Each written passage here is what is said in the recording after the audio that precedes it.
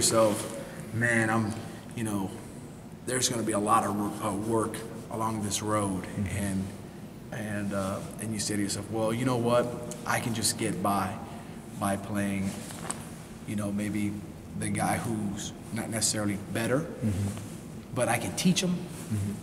Then you fall into the rut that every coach has fallen into, which is, this guy knows what he's doing, at least we can go out there and play with him. Well, you're trying to win games. Right. So talent wins games. That's where, in this coaching profession, you're a good coach because you got good players. And that's number one. That's why recruiting is such a big deal. So if you go out there and the best player is on the bench, I tell them when I'm recruiting them, I don't want you standing next to me. I want you on the field.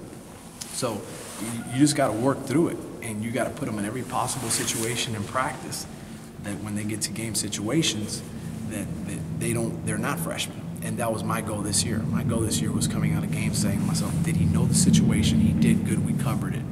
I didn't want a situation where it was like, oh, this is a true freshman mistake. That's what you got to coach through, and let him play. So I'm all for playing the best player. Right.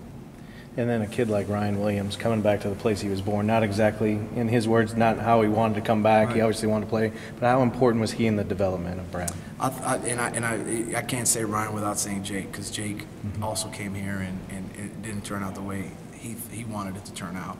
But I think both those guys have been great big brother figures to Brad.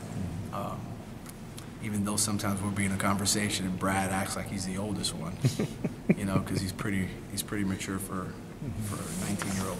Right. So, but those guys have been great, and they've been very unselfish with him. And Ryan's, he's done his part with helping and being patient, because it can be very frustrating, and he could easily say, hell, I'm not paying attention because I'm not playing. It's my last shot, but he's never been that way. Looking back over, the last season here, curious, from your perspective, how many freshman mistakes has Brad made? I know we're not talking about too many.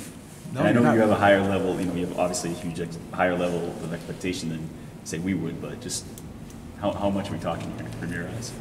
Not much. I mean, I can probably think of a few in my mind.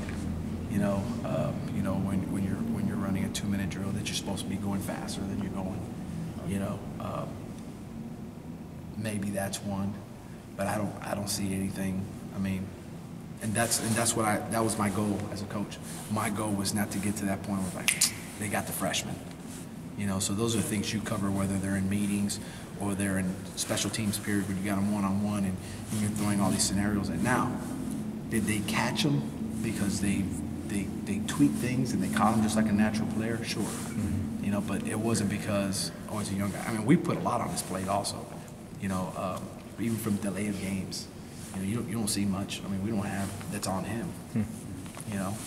Just because we apply that pressure in practice. One of the things he said was he was a little nervous, and he said, I couldn't go into the huddle and tell these seniors and tell these guys what to do, right away, early in the season. Right. He started to make that turn. Was there a moment or a game where you saw that turn happen where he said, okay, I am comfortable now telling these older guys what to do? Yeah, Virginia Tech, right after the Virginia Tech game. Okay. I thought that was a big game, even though he didn't throw a lot in that game. Right. But when he did, there were some key critical passes that he hit Duke on. That was a 2-minute drill. And what's amazing about it is we go over these scenarios in meetings, and you come to that situation, and right before we went into halftime, I said, now I should have probably taken a time out there. All right. And he was like, no, you're good, because if it wasn't open, I was going to throw it away.